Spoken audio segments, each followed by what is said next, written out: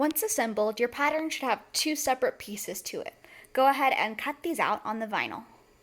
Once you do that, you're going to lay the two pieces one on top of the other, right sides together, and sew along this seam. Next, you're going to want to sew together the strap for under your boot like this. I've already done it here, but basically all you need to do is just kind of fold underneath here, figure out how tight this needs to be, pull it off, and then sew one seam there. The next step will vary depending on if you want to connect the bracer with straps or with velcro. If you want to use velcro, all you'll want to do is sew your velcro pieces here.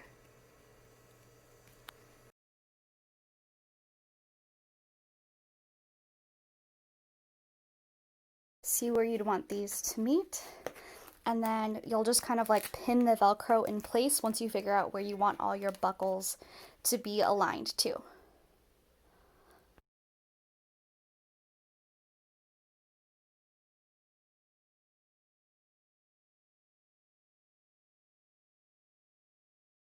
Next, cut out 10 of these strips of vinyl.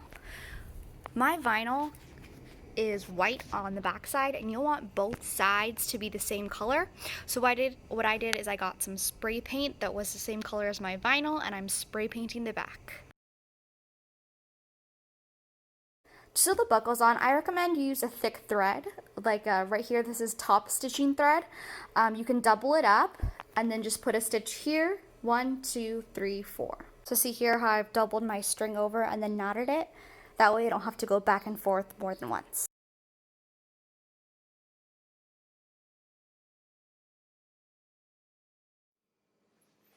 If you're doing the straps, you're going to just slip it onto your boot. Make sure the top is at the center of your knee. And then you're going to start from the bottom. Just kind of pull it around the back and figure out where you want your strap to be.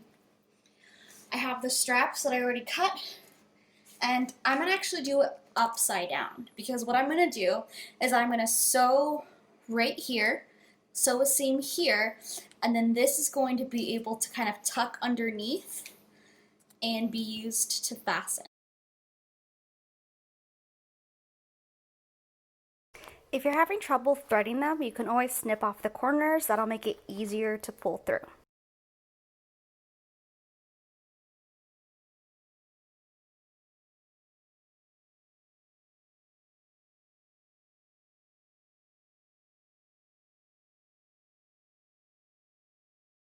If you're a little bow-legged like me and your knees tend to turn in, when you're tracing your pattern, all you have to do is kind of take this part and then tilt it. You can kind of like redraw that curve so that your point is a little bit pointed inwards as opposed to towards your outside of your legs.